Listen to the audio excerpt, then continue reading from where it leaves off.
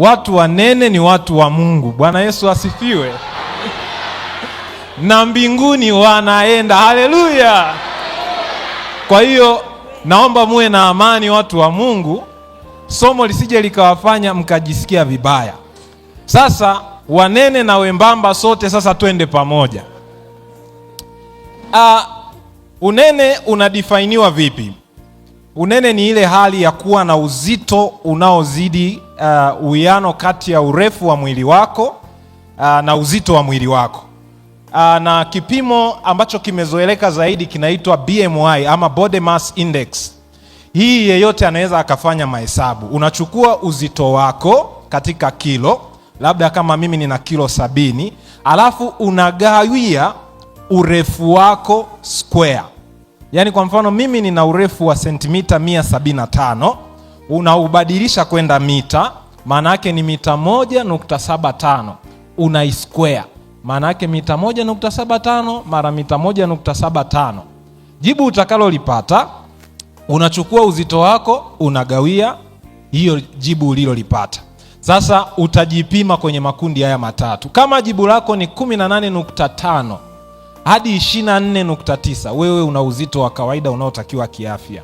Kama ni 25 hadi 29.9, wewe uzito wako umepitiliza, unaitwa overweight. Lakini kama unakuanzia 30 na kuendelea, wewe una changamoto ya unene uliopitiliza. Sasa kama hiyo inakuchanganya, njia rahisi sasa, shortcut. Wale mliokuwa mnapenda njia fupi zile tunaita hack.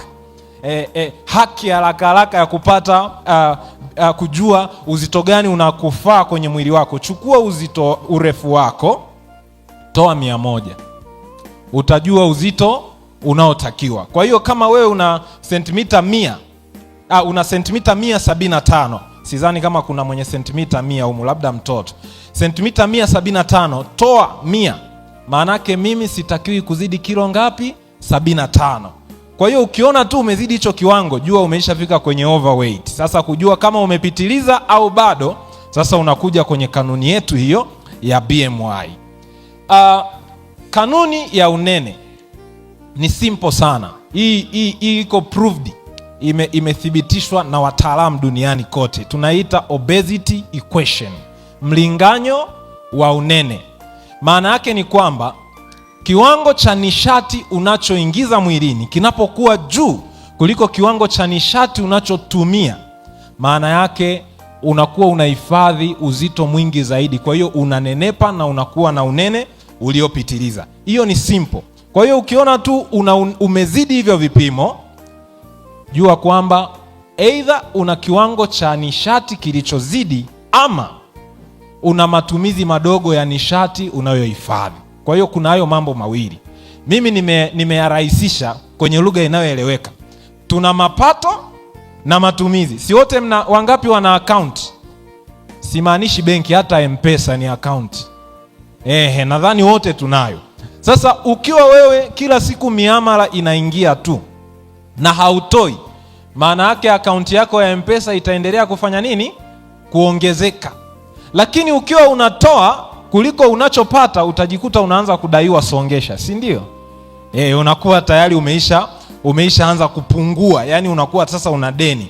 Kwa hiyo kimoja kikizidi kati ya mapato yakizidi ama matumizi yakipungua, ndipo tunapoanza kuingia kwenye daraja la nini?